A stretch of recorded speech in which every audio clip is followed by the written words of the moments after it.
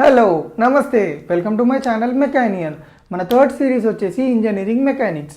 మన థర్డ్ సిరీస్లో fifth video వచ్చేసి composition and resolution of vectors. So ఈ వీడియోలో మనము కాంపోజిషన్ ఆఫ్ వెక్టర్స్ గురించి, రెజల్యూషన్ ఆఫ్ వెక్టర్స్ గురించి డీటెయిల్గా తెలుసుకుందాం. ఓకేనా?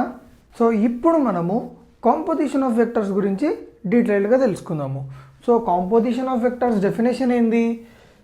Composition is defined as the process of finding a single vector which will have the same effect as set of vectors acting on a body is called composition.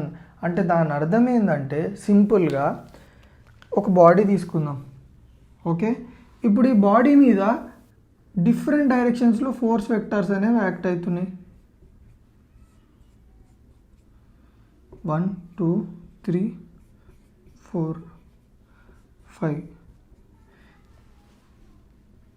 ఇప్పుడు ఈ అన్ని vectors వల్ల produce అయ్యే effect ఏదైతే ఉంటుందో, suppose F1 వల్ల ఒక effect produce అవుతుంది, at the same time F2 F3 F4 F5 వల్ల ఒక ఎఫెక్ట్ ప్రొడ్యూస్ అవుతుందా కదా, ఆ ఎఫెక్ట్ని అంతా ఒక్క వెక్టార్గా రిప్రజెంట్ చేస్తే సింపుల్గా ఇప్పుడు ఈ వెక్టార్స్ అన్నీ కాంపోజిషన్ చేసిన తర్వాత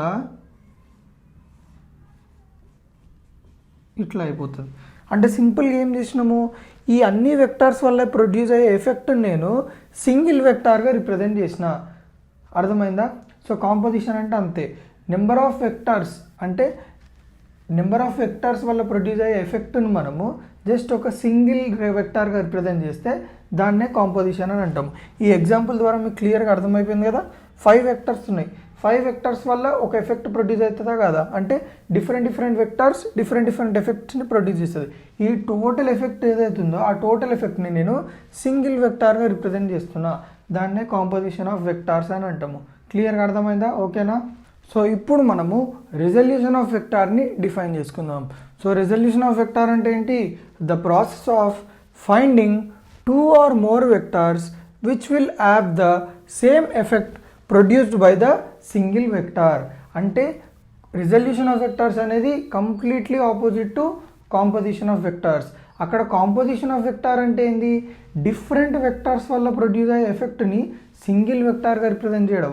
ఇక్కడ సింగిల్ వెక్టార్ వల్ల ప్రొడ్యూస్ అయ్యే ఎఫెక్ట్ని సెట్ ఆఫ్ డిఫరెంట్ వెక్టార్స్గా రిప్రజెంట్ చేయడము. సో ఇది completely opposite to resolution of composition of vectors. For example ఒకటి చూడండి, ఇది coordinate axis, this is a vector A. ఇప్పుడు ఈ వెక్టార్ ఏని నేను రిజాల్వ్ చేసుకుంటున్నా along x direction and y direction. Along suppose ఈ వెక్టార్ ఏ అనేది యాక్సిస్ తోటి టీటా యాంగిల్ మేక్ చేస్తుంది, ఎక్స్ యాక్సిస్ తోటి. సో ఇప్పుడు మనకి హారిజాంటల్ కాంపోనెంట్ ఏమవుతుంది? A x cos theta. Next vertical component ఏమవుతుంది? ఏవై సైన్ థీటా. సో ఇక్కడ మీరు చూసుకున్నట్టయితే ఈ సింగిల్ వెక్టార్ని మనము సమ్ ఆఫ్ 2 వెక్టార్స్గా రిప్రజెంట్ చేసుకున్నాము. అంటే దాని అర్థమైంది, ఈ సింగిల్ వెక్టార్ వల్ల ప్రొడ్యూస్ అయ్యే ఎఫెక్ట్ని సమ్ ఆఫ్ వెక్టర్స్ అంటున్నాయి, ఎక్స్ట్రీమ్లీ సారీ. ఈ సింగిల్ వెక్టర్ వల్ల ప్రొడ్యూస్ అయ్యే ఎఫెక్ట్ నేను 2 3 డిఫరెంట్ వెక్టార్స్ వల్ల ప్రొడ్యూస్ అయ్యే ఎఫెక్ట్ లెక్క రాసుకుంటున్నా. సో క్లియర్గా అర్థమైంది కదా. ఏని మనము ఈ ఏ వెక్టర్ వల్ల ప్రొడ్యూస్ అయ్యే ఎఫెక్ట్ని మనం 2 వెక్టర్స్గా రాసుకున్నాం, A x cos theta, A y sine theta. So ఇక్కడ మీకు క్లియర్గా అర్థమైందా? కాంపోజిషన్ అంటే యాడింగ్, రిజల్యూషన్ అంటే డివైడింగ్. అంటే కాంపోజిషన్ యాడింగ్ అంటే ఏంది?